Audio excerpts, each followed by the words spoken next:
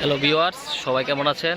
আজকে আমরা লালপুরে একটা ক্রিকেট টুর্নামেন্ট আয়োজন করছে। এই ক্রিকেট টুর্নামেন্টের নাম দেওয়া হয়েছে লালপুর শেখ রাসেল ক্রিকেট টুর্নামেন্ট। তো টুর্নামেন্টের সুন্দর করার লাগিয়া ক্রিকেট প্রেমীরা অক্লান্ত পরিশ্রম কইরা কি ঠিক করতেছে। তো আজকে উদ্বোধনী ম্যাচ আছে, উদ্বোধনী ম্যাচে একটু পরে টস হইব। তো চলেন আমরা উদ্বোধনী ম্যাচে টসটা দেখে আসি। তুমি যাবা এই চাক নাকি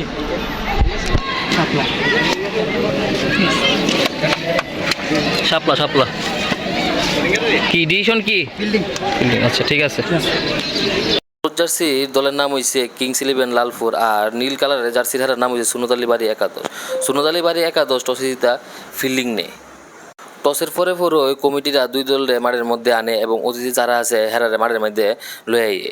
তো অতিথিদের মধ্যে অনেকেই ব্যস্ততার কারণে লেগা তার আইতো পারছে না। তবে এর মধ্যে লালপুর ইউনিয়ন আমলীগ, যুবলীগ, স্বেচ্ছাসেবক লীগ, আওয়ামী মৎস্যজীবী লীগ, ছাত্রলীগ সহ লালপুরের বিভিন্ন সামাজিক সংগঠনের নেতাকর্মীরা উপস্থিত আছেন।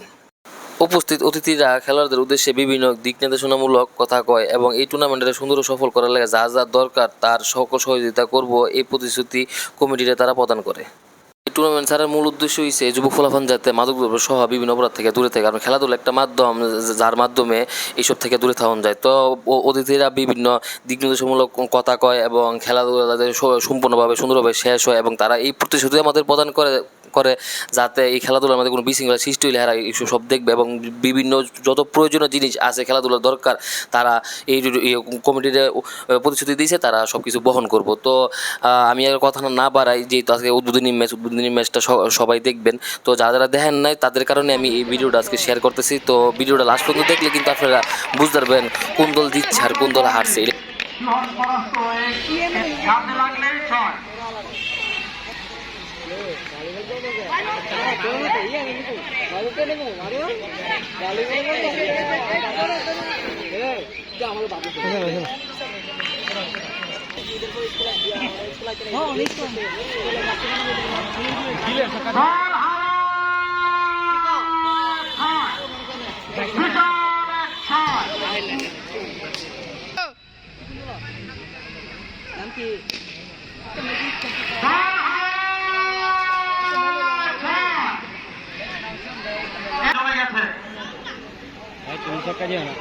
অসাধারণ বল, ব্যাটসম্যান বাস্ত ব্যাটে বলে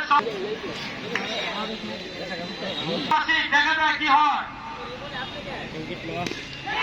অসাধারণ ব্যাটিং ইমন অসাধারণ ভাবে সবার সাথে সবার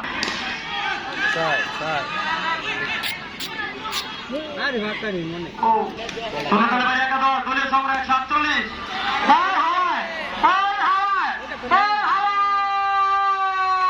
উইকেট